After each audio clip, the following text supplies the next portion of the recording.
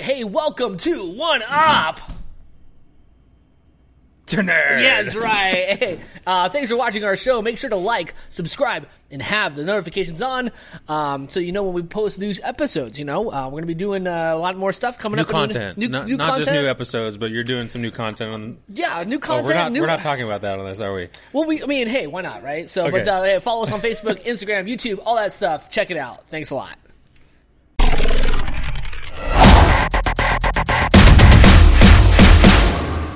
Anyways, hey, my name is Frankie.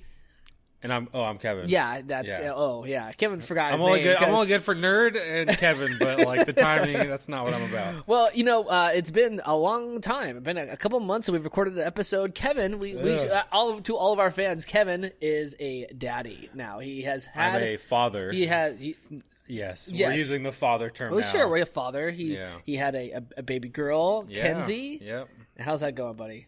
That's going. Yeah. She's incredible. Super happy to be a dad, and I'm glad that we're now a month and a half in. Yeah. The first 6 weeks were kind of tough. It flies by. It flies by. She's growing so fast. I can't wait for her to be a nerd.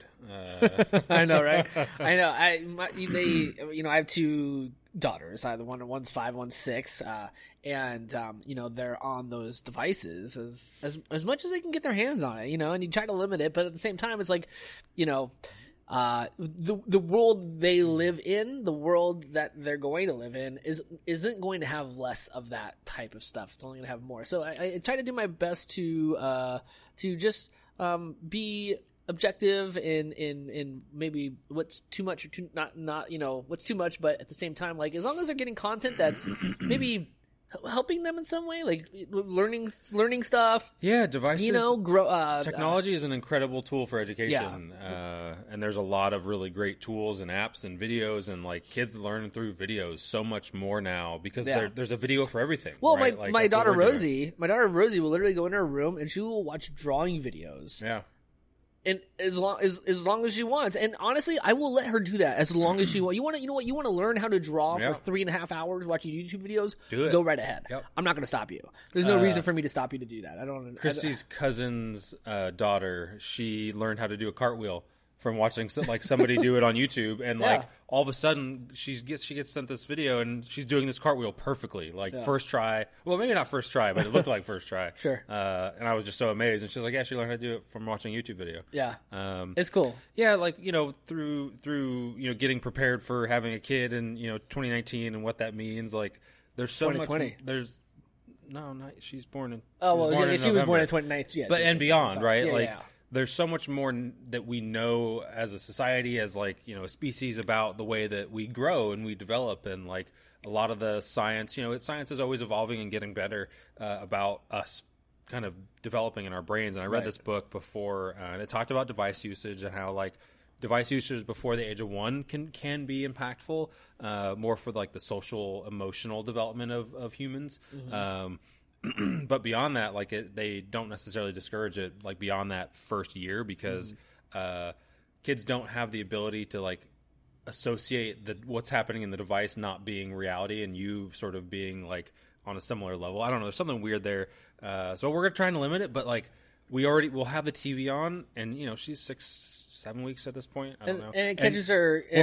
I just catch her staring at it. Yeah. She just her eyes all of a sudden are looking straight at it while we're feeding her, and it's like, hey, cut it out. We're trying to be monitoring it at least for the first year, but then after that, they got to know how to use it. That's it's the world they're going to live in. It's the tool. It's the tools of the world. Right. And there's so much cool shit that I can't wait to share with her, and some of that's going to be on the phone. A lot of the cool shit they're going to share with us. I mean, that's Christy do a lot of sharing back and forth. They're like, oh, look at this thing. I'm looking on Reddit, and there's a GIF here and some crazy shit. I'm like, oh, that's cool. So, well, welcome to parenting. Yeah. It's a fun ride. Yeah. I'm ready to do it. Yeah, you're doing it, man. So what are we talking about on this this delayed episode 19? Yeah. One up to nerd. Well, I mean, you can't go far without talking about Star Wars: The Rise of Skywalker coming out. You can't go far without talking about. We did it. We did a test. We actually looked at the Facebook feed, and I was proven correct. I haven't even posted that much on Star Wars. There's like 4 things within the last day. That's not true. You should go look for yourselves. But anyways, so The Rise of Skywalker coming out, episode 9, the completion of the Skywalker saga. Wrapping here in the next 2 days. I actually have a friend who does Geek Say What podcast. Check that out. Justin Malari. He actually went and saw it, and he got some sort of press viewing of it. Yeah. And he was just like, "You're not ready for it. You're not ready for it." And I was like, "I hate you." Like I'm keeping realistic expectations. No, you're not. No, you're not. You have not ever kept realistic expectations. I am for this one because I was so man, I'm so torn on Last Jedi. I'm so torn on Last Jedi, and I still am. I watched it the other night, and I thought to myself, like, I had to like get up and walk away from the TV for a minute because I was so annoyed with, I think it was with being a Canto Bite.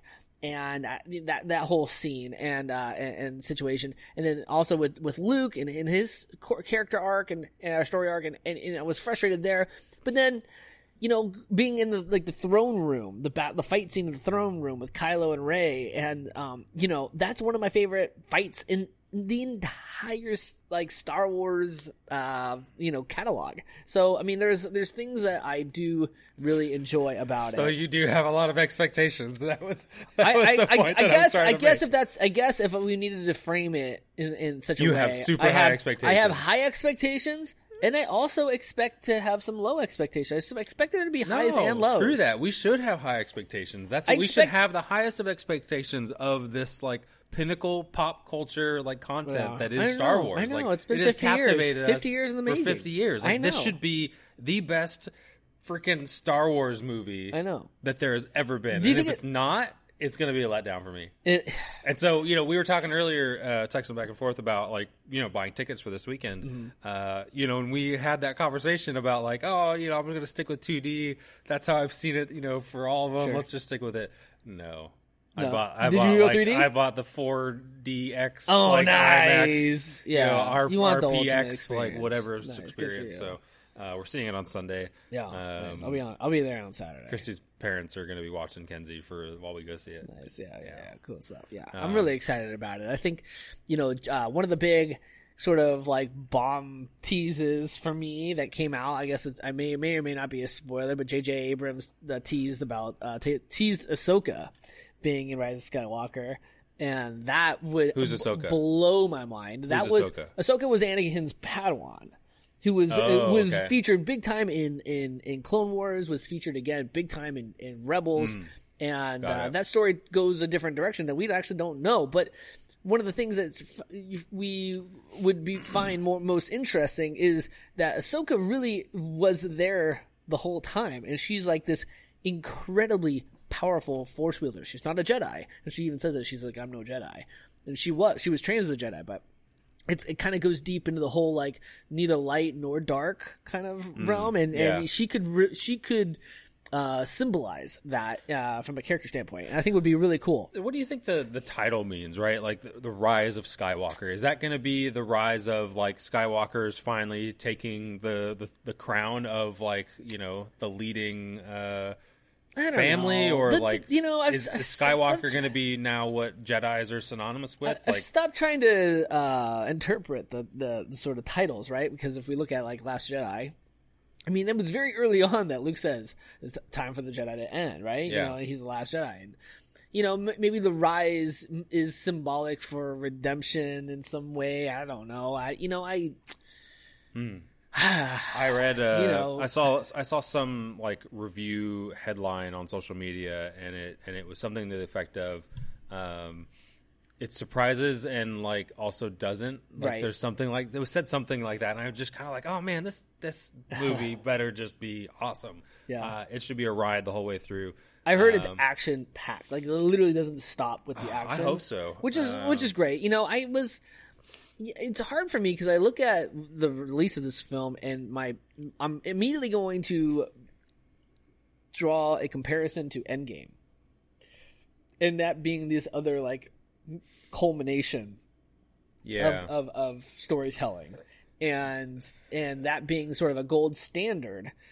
I don't know if it's going to be as good as Endgame. I don't think I should expect it to. I think I'm going to have some. I think I'm going to have high expectations because it is what you're saying. It is Star Wars. It is 50 years of a story. But at the same time, we always get that sort of like. There's always that little bit of controversy with Star Wars, because it means it's so personal to so many people. Well, the first three movies were so personal to so many people, and then there was such a large gap between the first three and the next three, and then there's been less of a gap, but still significant for these three. And I think we had talked about what Avengers meant to you, and that was such a big thing. But part of the reason that was the case is because they happened so quickly. Like, we have lived through all of the Avengers movies. Sure. We weren't born when Star Wars initially came out, but it was still captivating, in that time frame. So we learned about it and watched it, and there was nothing else like it. And so the controversy is that people have, these opinions of the originals being so awesome, and I don't know, we talked about before how I hope, in maybe 10 years they redo from 1 to 9, all of the Star Wars movies, fresh cast, in a sequence similar to. I find it silly that you'd even suggest. They need to reboot it the way that DC reboots every single one of the movies that they make. Way.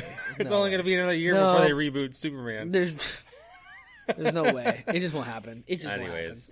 won't happen. There's so many other stories to tell in the Star Wars universe, and I think that we're going to get that. We're going to get a lot of that, especially and this is maybe a good segue into. How about in 20 years? Who knows? I don't know. I'm not going to speculate about 20 years from now. Blizzard's doing Warcraft 3 Reforged, and that's been about 20 years. Okay, well maybe. Is that long enough? I don't know. No. I don't want them to remake it. That's just me. That's me.